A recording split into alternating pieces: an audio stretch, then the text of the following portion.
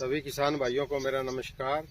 मैं डॉक्टर ओम प्रकाश बिश्नोई, गेहूं वैज्ञानिक चौधरी चरण सिंह, हरियाणा कृषि विश्वविद्यालय हिसार। आजकल जो है ज़्यादातर किसान भाइयों के जो फ़ोन आते हैं वो गेहूं में पीलापन की समस्या से संबंधित हमारे पास फ़ोन आते हैं। उनके अंदर ये है, पीलापन दो तीन तरह का होता है। एक तो पीलापन जो गेहूँ की पत्तियाँ, जो नीचे की पत्तियाँ हैं, पीलापन है और सारा खेत जो है ओवरऑल आपको पीलापन नज़र आ रहा है, तो वो आपकी नाइट्रोजन खाद की कमी की वजह से है। जिसके अंदर जिन्होंने नाइट्रोजन, कई किसान भाई क्या करते हैं कि बिजाई के समय केवल और केवल डीएपी खाद ही डालते हैं, जबकि हम बार बार हमारे वैज्ञानिकों की सिफारिश रहती है कि बिजाई का जो समय है उस टाइम आप डीएपी खाद डालें। और DAP seed cum fertiliser drill, दोनों से बीज और वो दोनों को डीएपी साथ में डाली जाती है, लेकिन यूरिया खाद नहीं डालते। जबकि जो धान और गेहूं का जो चक्कर है, जिसके अंदर पराली भी होती है, कई बार जो है बाजरे का कचरा भी अंदर होता है, कई बार जो है कपास की बंसटियाँ भी अंदर चलाई हुई होती है, उनका कचरा होता है, तो उसको गलने के लिए नाइट्रोजन की जरूरत होती है। तो आपको आधा पौना बैग और एक बैग तक जो है यूरिया खाद जो है, एक तिहाई जितनी आपने खाद डालनी है यूरिया, उसका एक तिहाई बिजाई के समय जब खेत तैयार करते हैं तो आपको छिंटा लगाना चाहिए। कई बार कहते हैं कि हम साथ में नहीं डाल सकते डीएपी के, ठीक है, आप डीएपी के साथ नहीं डाल सकते। क्यों नहीं डाल सकते? कि वो मॉइस्चर गेन करके उसकी डली बन जाती है और वो बिजाई में दिक्कत आती है, पोर बंद हो जाता है। लेकिन आप छिंटा तो लगा ही सकते हो। दूसरा, जिंक सल्फेट जो डालना होता है, रबी और खरीफ दोनों फसलों में से एक में जिंक सल्फेट हर हालत में डालना चाहिए। 10 किलो जिंक सल्फेट प्रति एकड़ के हिसाब से 21% वाला है वो डालना चाहिए। अब आपका चिलेटेड जिंक है 33% वाला, तो वो 6-6.5 किलो के आसपास प्रति एकड़ वो डालना चाहिए। अब जिंक कई बार पाउडर फॉर्म में आता है, तो उसको कैसे डालें? तो उसको डालने के लिए आपको जो है 10-20 किलो मिट्टी ले लेनी है और उस मिट्टी के अंदर उस पाउडर को मिला के और उसका ज़मीन तैयार करो, उस टाइप छींटा लगा दो। तो उस छींटा लगाने से आपकी जो है बेसल डोज के अंदर जो है जिंक सल्फेट भी चली जाएगी। इसी तरीके से आपका म्यूरेट ऑफ पोटास, पोटास खाद है, पोटास की भी कई जगह काफ़ी कमी आने लगी है।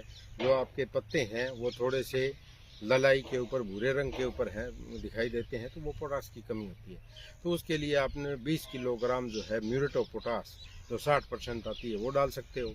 खड़ी फसल के अंदर आपको दिक्कत आ गई, आपको लगता है कि इन दिनों के अंदर अब जब खड़ी फसल में दिक्कत आती है, तो आप म्यूरेट ऑफ पोटास, जो पोटास नीचे खाद डालते हो वही 1 किलोग्राम 100 लीटर पानी में घोल के स्प्रे कर दो, तो आपकी कमी दूर हो जाएगी। दूसरा पीलापन आता है टेम्परेचर लो होने की वजह से।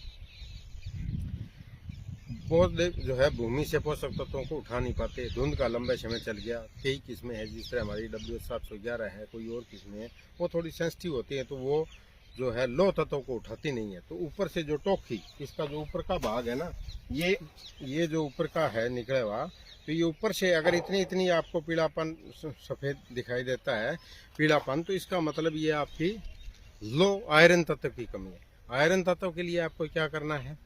फेरस सल्फेट डालना है। 1 किलोग्राम फेरस सल्फेट हरा कशिश के नाम से पंसारी के पास भी मिल जाता है, तो वहाँ से आप लेके, और जो हरे रंग का होता है वही हरा कशिश लेना है, उसको लेके अच्छी तरह कूट के 100 लीटर पानी में घोल के स्प्रे कर दोगे, तो ये आपकी पूर्ति हो जाएगी उसकी लो तत्व की। और साथ में फेरस सल्फेट है तो सल्फर तत्व की भी पूर्ति हो जाती है। सल्फर तत्व में क्या होती है कि जो पत्ता है वो पीलापन और थोड़ा सा हल्का पीले रंग का, पेपरी वाइट रंग का हो जाएगा, तो वो थोड़ी सल्फर की कमी रहती है। तो फेरस सल्फेट डालने से, हरा कशिश डालने से आपका जो है लो तत्व और सल्फर दोनों की पूर्ति हो जाती है। इसी तरीके से जब बिजाई करने के बाद अगर किन्होंने जिंक सल्फेट नीचे बेसल डोज में नहीं दी हुई है, तो दूसरी तीसरी पत्ती है जो पीलापन आ जाता है उसके अंदर, और उसके अंदर पीलापन है वो लगातार नहीं रहता, वो पत्तों के अंदर बीच बीच में से पीलापन रहेगा। और जैसे जैसे उसके वो जो गोल दायरे हैं बढ़ते जाएंगे और पत्ता सूख के खराब हो जाता है, तो वो आपकी जिंक की कमी है। तो उस जिंक वाली कमी को पूर्ति करने के लिए आपको जिंक सल्फेट की स्प्रे करनी है। कितनी जिंक करनी है स्प्रे? आपने 500 ग्राम जिंक सल्फेट 21% वाला देना है, क्योंकि 21% वाला पौधा जो है जल्दी एब्जॉर्ब करता है। तो 500 ग्राम जिंक सल्फेट, उसको साथ में 2-2.5 किलोग्राम यूरिया 100 लीटर पानी में घोल के स्प्रे करनी है। क्यों करते हैं? इसके साथ यूरिया डाल सकते हैं। यूरिया इसलिए डालनी है कि जो जिंक है उसका तासीर है वो अम्लीय है, एसिड बनाती है ताज़ा, नहीं तो वो पत्तों को जला देगी। और साथ में अगर यूरिया डालोगे तो आपका नाइट्रोजन की भी पूर्ति हो जाएगी और जो सोल्यूशन है वो न्यूट्रल टाइप का हो जाएगा और आपके पौधे जलेंगे नहीं। तो इस तरह से आपने जिंक सल्फेट डालनी है और 21% वाला ही स्प्रे में यूज करना चाहिए, वो ज़्यादा फायदेमंद है। जैसा हमारे जो है मृदा वैज्ञानिकों ने बताया है उनके अनुसार जो है वो 21% वाला अच्छा रहता है। फिर भी अगर नहीं मिलता तो चिलेटेड जिंक है, वो भी 350 ग्राम जो है 2-2.5 किलो यूरिया के साथ 100 लीटर पानी में स्प्रे कर सकते हैं। आजकल बालियाँ निकलने से पहले भी कुछ पीलेपन की जो दिक्कत आती है, उसमें तीसरा तत्व है मैंगनीज का। मैंगनीज तत्व के अंदर जो कमी आती है वो बहुत कम मात्रा में पौधों को चाहिए, लेकिन उसके बिना पौधों का जीवन चक्र पूरा नहीं होता। तो उसके लिए क्या करना होता है कि आपको देखोगे तो पत्ता जो है हल्के पीले रंग का होगा, लेकिन पत्ते की चमक बरकरार रहेगी। उसके अंदर थोड़ी हरी हरी आपको धारियाँ सी दिखाई देगी। जब प्रकाश की किरणें उस पर पड़ती है या आप देखते हो तो उसके अंदर धारियाँ सी नजर आती है, तो वो जो है मैंगनीज तत्व की कमी होती है प्रारंभिक अवस्था के अंदर। और जब बालियाँ निकालती है, आपने इस्तेमाल नहीं किया तो बालियाँ निकालते समय जो झंडा पत्ता ऊपर से निकलता है, वो झंडा पत्ता बिल्कुल गहरे हरे रंग का होके और रोल होके तिखा हो जाएगा, बाली को पकड़ लेगा, निकलने ही नहीं देगा।